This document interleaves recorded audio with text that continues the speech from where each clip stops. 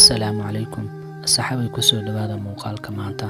Ma ogtahay saxaabigii difaacday shinnida? Saxaabiga Caasim ibnu Saabit oo ahaa reer Ansaar wuxuuna ka qayb galay dagaalkii Badr iyo Uxud. Dagaalkii Uxud wuxuu dilay 2 wiil oo walaalo ahaa oo uu dhalay nin la dhaho Dalxa ibnu Dalxa. Labada wiil oo hooyadood ahayd reer Maka ayaa nadar ku gashay inay u arguddo wiilasheedii, waxayna ku nadirtay in madaxa Caasim ibnu Saabit ku cabto qamrida, ciddii u keentana madaxiisa ay siinayso 100 halaad oo geel ah.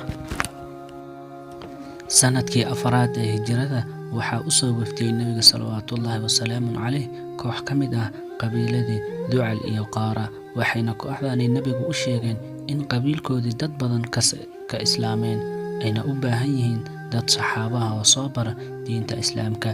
Nabiga salawaatullaahi wasalaamu calayh kooxdaasi wuxuu ku daray 10 nin oo uu hogaamiyo Caasim ibnu Saabit. Saxaabada iyo kooxdii way israaceen. Markii ay gaareen deegaanka Rajiic ayaa kooxdii la socotay saxaabadu ay u maleegeen saxaabada shirqool, waxayna u wacdeen qabiiladoodii. Kadib saxaabadii ayaa la soo weeraray, iyagayna buurtii ayay fuuleen. Nimankii Carbeed ee shirqoolka maleegay ayaa haddana u ballan qaaday inaanan la dilaynin ciddii isu soo dhiibta. Kadib 3 ka mid ah saxaabada ayaa isu soo dhiibtay, hase yeeshee haddana mar labaad ayay ballankii buriyeen Carabtii, waxayna 2 ka mid ah saxaabada u gacan geliyeen reer Quraysh si ay ugu dilaan raggii looga dilay dagaalkii Badr. Ninkii 3aad wuu dagaalamay, wayna dileen. Raggii kale ee buurta ku haray iyagana waa lala dagaalamay, wayna dileen. Raggaasi waxaa ka mid ah Caasim ibnu Saabit, isaguna wuu dagaalamay, balse fallaadhi iyo leebti ayaa ka dhammaatay. Markii uu arkay in la dilayo ayuu Allah baryay, uu dhahay, Ilaahayow, sida aan u difaacay diintaada gelinkii hore, adigana u difaac jirkayga gelinka dambe.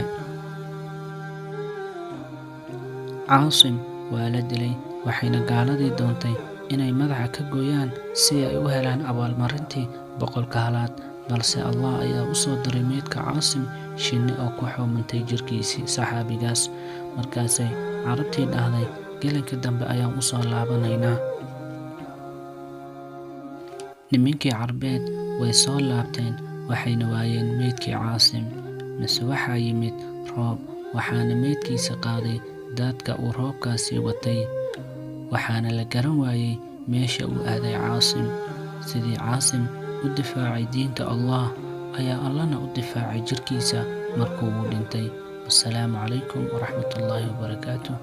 Fadlan like, subscribe, comment hanaga ilaawin. Aad ayaa u mahadsantihiin.